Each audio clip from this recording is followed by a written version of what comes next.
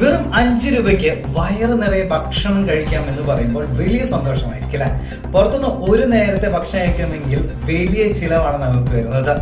ഒരു ചായ, വട ഇതിന് 20 രൂപയോളം നമ്മൾ നൽകേണ്ടി വരും. ഇനി ഹോട്ടലുകളുടെ പട്ടിക വെച്ച് നോക്കുകയാണെന്നുണ്ടെങ്കിൽ അതിനനുസരിച്ചൊരു എമൗണ്ട് നമ്മൾ അവർക്ക് നൽകേണ്ടി വരും, ഒരു ചായയും ചായ പലഹാരം ഒക്കെ കഴിക്കണമെങ്കിൽ.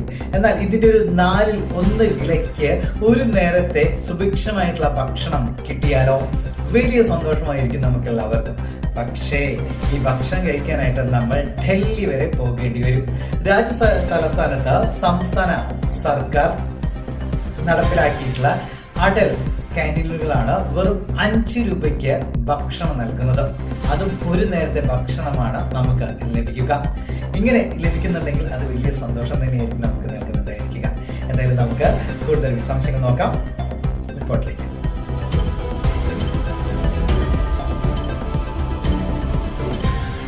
കോഴിക്കോട് നിന്നും ഷാർജയിലേക്ക് പുറപ്പെട്ട എയർ അറേബ്യ വിമാനം ഫുജ്റ എയർപോർട്ടിൽ കുരുങ്ങി. ഷാർജയിൽ എത്തുന്നതിന് തൊട്ടു മുൻപ് ഫുജ്റ എയർപോർട്ടിൽ അടിയന്തരമായി ഇറക്കുകയായിരുന്നു. കാരണം വ്യക്തമായില്ല. 6 മണിക്കൂറായി എയർപോർട്ടിൽ തുടർന്ന വിമാനം യാത്രക്കാരെ ഏറെ വലച്ചു. സ്ത്രീകളും കുട്ടികളും രോഗികളും അടക്കം 150ഓളം വരുന്ന യാത്രക്കാരാണ് വിമാനത്തിൽ ഉണ്ടായിരുന്നത്. വിമാനം വൈകുന്നതിന് കാരണം വ്യക്തമാക്കിയില്ല എന്ന് യാത്രക്കാർ പറഞ്ഞു. ഭക്ഷണമോ വെള്ളമോ ലഭിച്ചില്ല എന്നുള്ള പരാതിയും യാത്രക്കാർ പറയുകയും ചെയ്തു.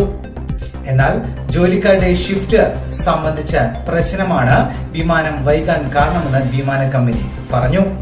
6 മണിക്കൂറിന് ശേഷം വിമാനം തുടർന്ന് യാത്ര പുറപ്പെട്ടു.